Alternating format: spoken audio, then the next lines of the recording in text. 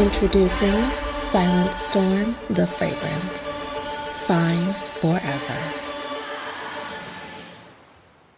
In terms of talking about how much of a luxury it is to be able to be by yourself and just unwind and light a candle and relax, I consider that a luxury. Mm-hmm. What do you think is luxury, especially as a Black woman? Because I know Black women a lot of times don't feel like they deserve to have luxury in their lives because maybe they see luxury as certain things like having a lot of money or having very expensive bags.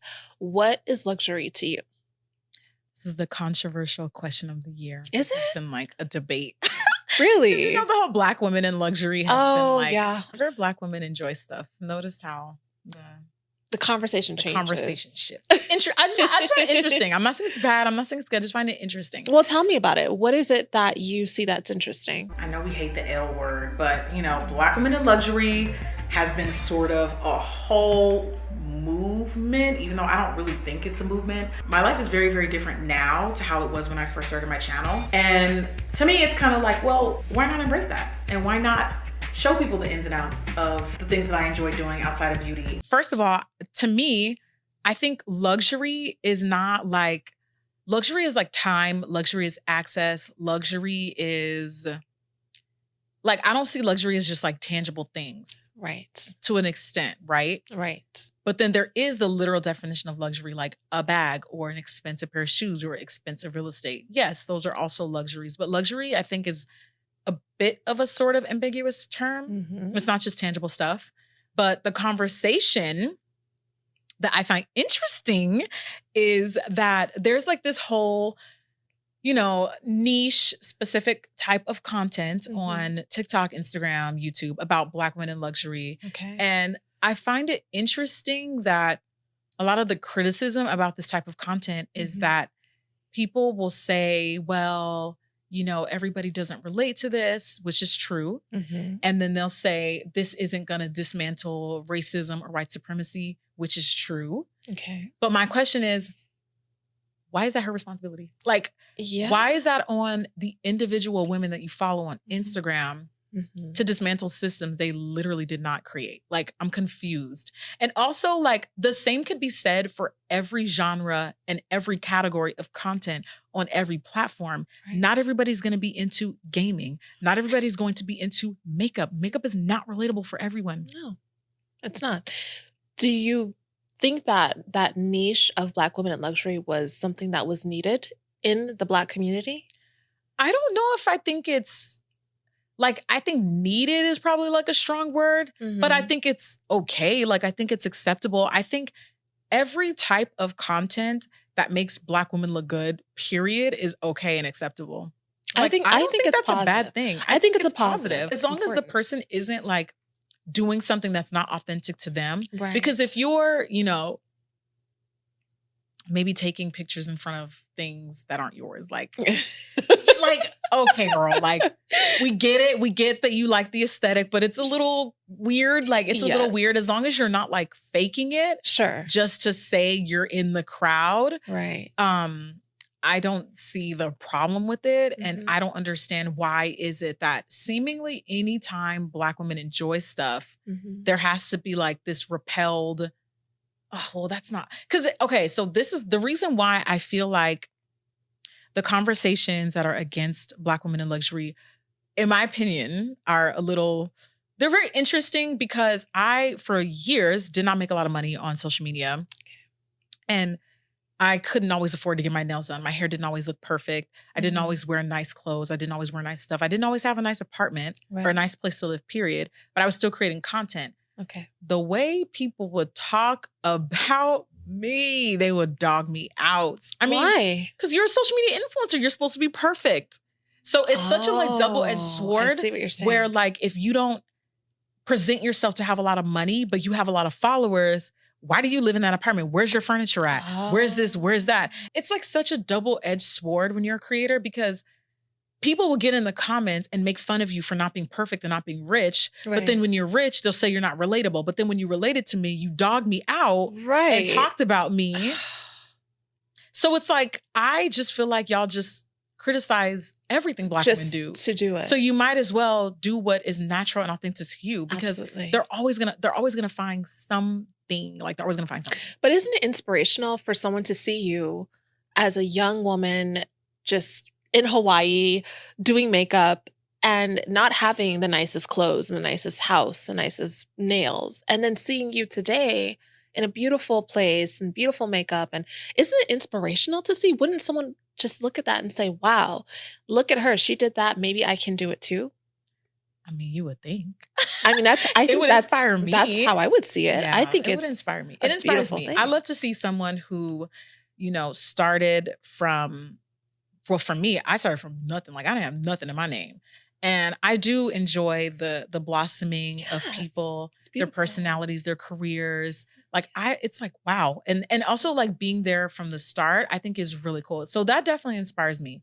Maybe not other people, and that's okay. But if it's not for you, minding your business is free. Like, I don't understand why it bothers people so much. Well, I think there's an element of jealousy sometimes when it comes to luxury, because people maybe can't afford it. Or sometimes people who do like certain things maybe come off as materialistic, and people have a problem with that. Again, because I think that there's some jealousy involved. Maybe they wish that they could buy this Louis Vuitton bag or go to this expensive spa, right? And I think that sometimes gets in the way of being able to draw from it, because again, some young girl in Chicago maybe that lives in a really dangerous neighborhood and sees something like this could say, wow, I didn't know that I was able to get a massage while I'm pregnant or something. I don't know. It's kind of weird, but well, that's the thing. My best friend got pregnancy massages. Yeah, like maybe they just see something that's like, this is an interesting thing that I would like to have one day. And because I see this Black woman who's able to do it, I'm putting it in my mind as something that I want to do in the future, as opposed to not seeing anyone do it. Anyone that looks like you do it, right? You're going to think it's not possible. Exactly. But I think that's probably why the content repels people so much. For the not fully, because obviously it's such a viral, like, everybody. There's a lot of people who really support Black women in luxury, just like bougie Black girls. Like, they're here for it. But I think on the opposite end, it doesn't hurt to see someone who looks like you experiencing those things. And it doesn't always inspire other people. That's okay. I just don't understand, why did the conversation, it's like people start bringing up systems and isms, and it's like, but those things existed before. Like, I'm confused. Like, we're losing the plot, because these things existed before, and then these things will exist after. We didn't start the problem. Like, what do you expect?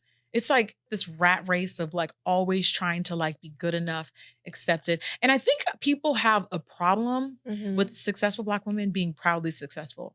Ladies, it can be tough when you want to live a more elevated lifestyle, but debt is holding you back. Debt can sometimes weigh you down at the start of your career. A credit card consolidation from Lightstream can help you pay off your credit cards and lock in a low fixed interest rate. Rates start at 5.73% APR with autopay and excellent credit.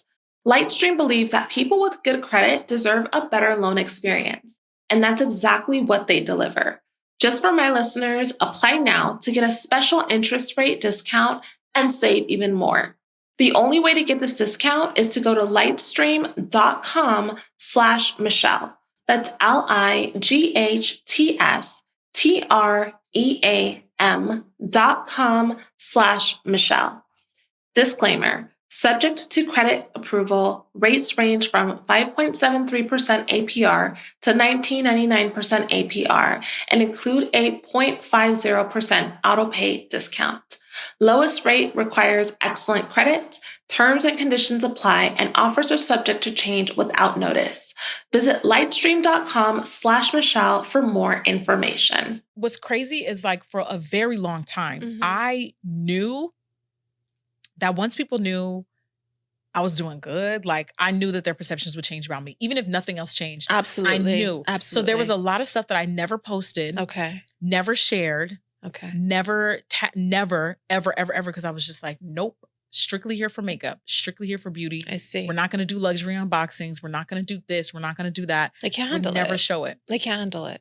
And it could even be people in your personal life, right? Oh, that's a whole different But I knew once they see those things, if I did nothing different, they're going to say I changed. Wow. Wow. Just because you could afford it? Yeah. Yeah. I see. And that's exactly what not all people, that's exactly what people did. And so when I posted my first video, my coming back video to YouTube, yes, someone was like, I stopped watching your content because I feel like you were materialistic and da-da-da-da. What's so funny about that statement is that why do you get to judge my character just because I can afford a better quality of life? Because what does materialistic even mean? We all buy the same materials. You're just buying maybe a better. I have access to more stuff. It doesn't mean it makes or like, it doesn't mean I dream about Louis Vuitton bags or Birkins. Like, it doesn't mean any of those things. Like when people, I just feel like these words are so coded because it's like, what does that even mean? Like what makes me materialistic? Because I can afford stuff? That doesn't automatically make me materialistic. I think people consider a person materialistic if they flashy. If they flash it, or if they buy a lot of something that's expensive. Am I flashing it or do you see it because it's there? Right. So which one is it? That's what I'm saying. It's like, that may be a big deal to you, but that's like not that big of a deal to me. It's one of many. I don't care. It's just a bag. Like I'm not emotionally attached to my stuff. I have nice stuff, but the stuff will come and go. I don't really care about the stuff. Right. I buy it because fortunately I'm really blessed and I have access to it, but it doesn't necessarily mean it's the bags over my fiance. Like, it doesn't work that way. And you know what, Jackie? Something about you that I think is so beautiful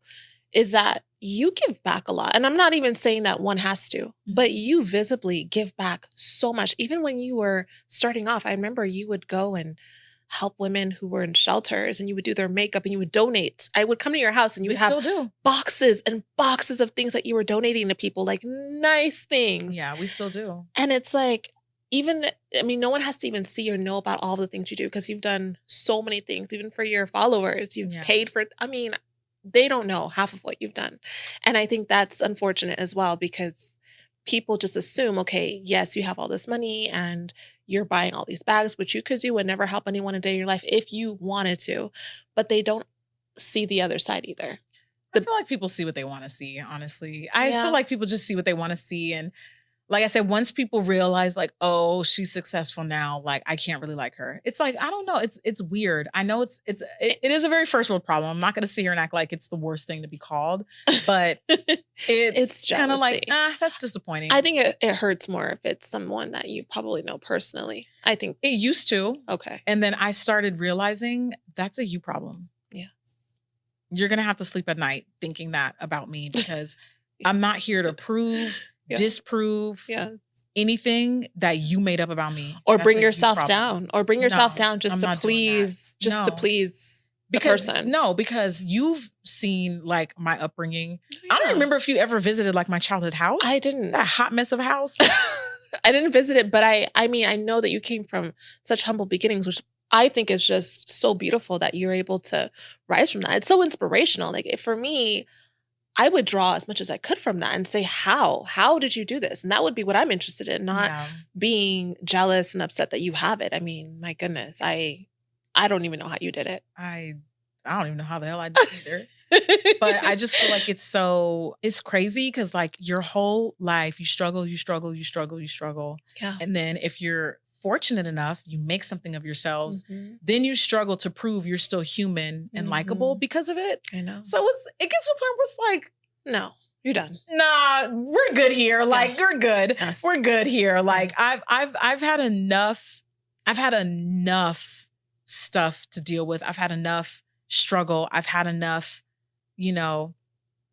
being in the trenches. Like I'll be damned if I work this hard to get here to still be miserable and not like myself because of how other people pursue me. No, you can keep it. That's a personal problem. But I also think that's maturity. Like with maturity, you're just like, okay, like you were going to think that anyway. Yes. Like I've been on the flip side. I've been the one that everyone loved. And then I've been the one that everyone hated. Not fully, but like, just like dragged, canceled. I've been both.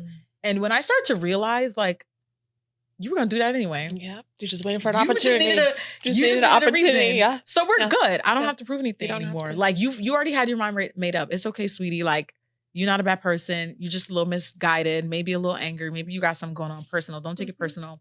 You just move on because that's their cross to bear, not mine. No, that's good. And that to me is a real luxury, is being able to have peace of mind. Yeah. Luxury. Peace of mind is the number one luxury. Yes. That I think is probably the number one thing that was on my list was I really wanted peace of mind. I didn't want to like go to sleep at night worrying how I was going to pay for stuff, how I was going to eat in the morning. I know. Having to juggle things like rent or food. I never want to experience those things again. It's not fun. I know. I never want to experience those things again. I know. And I have. And I think when you are that rock bottom, and then you finally have the peace of mind that you worked so hard for, and you are still worried about being liked, you have to pick, okay, this is not, it just, I can't do this anymore. Like, I can't put other people's perceptions of me number one, because you'll always be miserable. You don't have the control. No, I have no control over what people think of me. Yes. Well, I think you're wonderful. Oh, thank you.